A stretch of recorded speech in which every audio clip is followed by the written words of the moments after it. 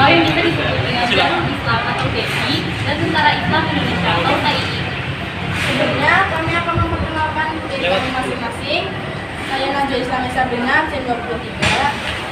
Saya Nadia Zara dari absen 22. Saya Fauzia Eka Azahra dari absen 11. Saya Hindari Pratama dari absen 14. Saya Nadia Zara dari absen 22 ingin menjelaskan ketidakseimbangan relasi pusat dan daerah serta ancaman disintegrasi. Nah, yang pertama itu ada Darul Islam atau Tentara Islam Indonesia atau DI atau TII. Pemberontakan Darul Islam atau Tentara Indonesia. Tujuan dari gerakan ini yaitu mendirikan negara Islam di Indonesia sebagai respon terhadap kebijakan pemerintah pusat yang dianggap tidak mencerminkan nilai Islam secara menyeluruh.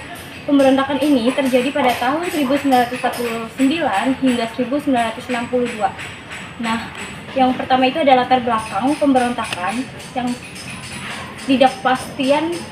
ketidakpuasan terhadap pemerintah Republik Indonesia setelah kemerdekaan Indonesia muncul berbagai perbedaan pandangan tentang bentuk negara. Sebagian kelompok Islam menginginkan Indonesia menjadi negara Islam, sementara pemerintah pusat memilih negara kekuatan berbentuk Republik Indonesia dengan Pancasila sebagai dasar negara. Hal ini menimbulkan ketidakpuasan di kalangan tokoh-tokoh Islam yang merasa aspirasinya tidak diakomodasi. Yang kedua itu ada Perjanjian Renville pada tahun 1948 antara Republik Indonesia dan Belanda, menyebabkan wilayah Republik Indonesia semakin menyempit. Pasukan Siliwangi yang sebelumnya menguasai Jawa Barat harus hijrah ke Jawa Tengah dan Yogyakarta. Yang ketiga itu ada ketidakstabilan pemerintah pada awal kemerdekaan. Indonesia masih mengalami ketidakstabilan politik dengan berbagai pergolakan di daerah.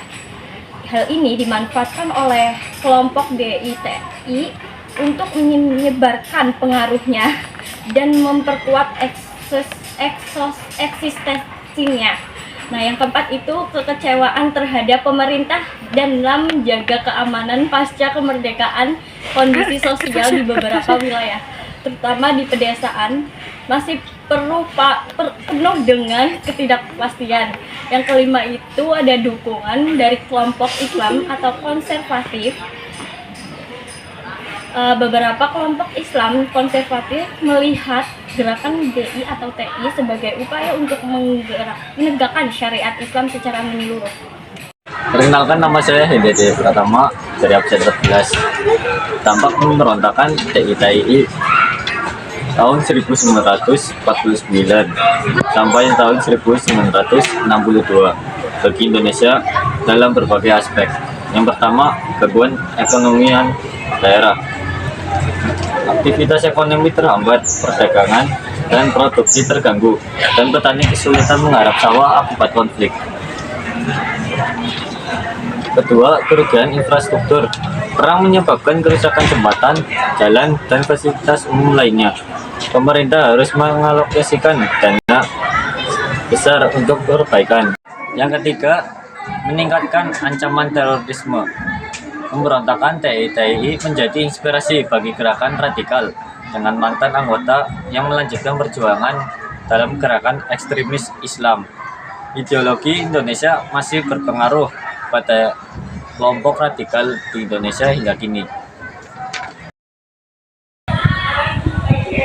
Halo semuanya, perkenalkan nama saya Fauzia Eka Azahra dari absen 11. Di sini saya ingin membacakan mengenai lokasi pemberontakan Darul Islam Indonesia atau Tentara Islam Indonesia. Yang pertama yaitu di Jawa Barat, yaitu pada tahun 1949 sampai dengan 1962, dipimpin oleh Sekar Majimaridjan Kartosoewirjo.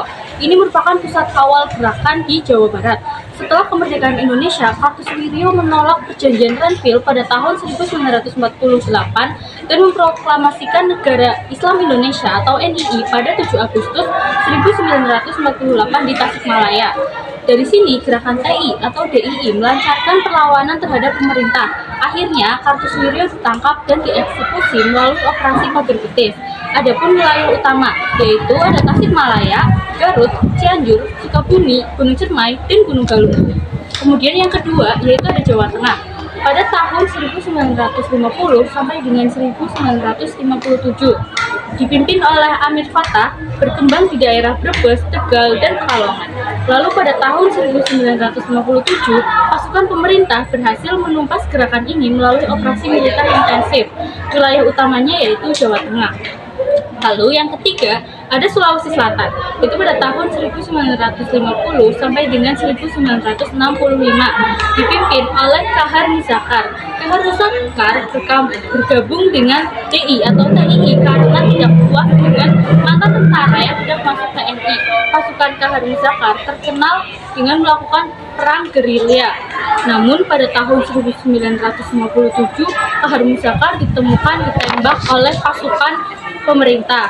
Wilayah utamanya yaitu di Sulawesi Selatan. Assalamualaikum warahmatullahi wabarakatuh. Perkenalkan, nama saya Najwa Islami Sabrina, absen 53. Di sini saya akan melanjutkan yaitu Kalimantan Selatan 1950 sampai dengan 1963. Dipimpin oleh Ibnu Hajar, permintaan Ibnu Hajar agar pasukannya dijadikan bagian dari TNI. Tetapi permintaannya ditolak, akibatnya ia memberontak dan bergabung dengan TI atau TII. Gerakan ini ditumpas pada tahun 1963. Pemimpinnya Ibnu Hajar tertangkap dan dihukum mati. Wilayah utama yaitu Kandangan, Hulu Sungai, Banjarbaru. Yang kelima yaitu Aceh 1953 sampai 1962. Yang pertama itu ada pemimpinnya yaitu Tengku Daud Bireu, seorang ulama dan mantan gubernur militer Aceh. Yang kedua, latar belakangnya itu kekecewaan karena Aceh kehilangan status sebagai daerah istimewa. Yang ketiga yaitu aksinya pada tahun 1953, Daud Bireu memproklamasikan Aceh sebagai bagian dari negara Islam Indonesia dan menolak pemerintah pusat. Yang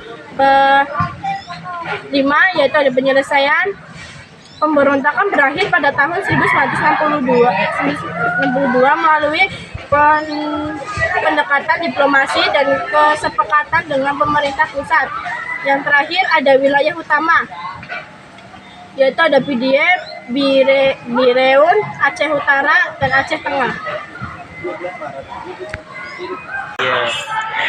Sekian penjelasan materi dari kami. Terima kasih sudah menonton sampai akhir.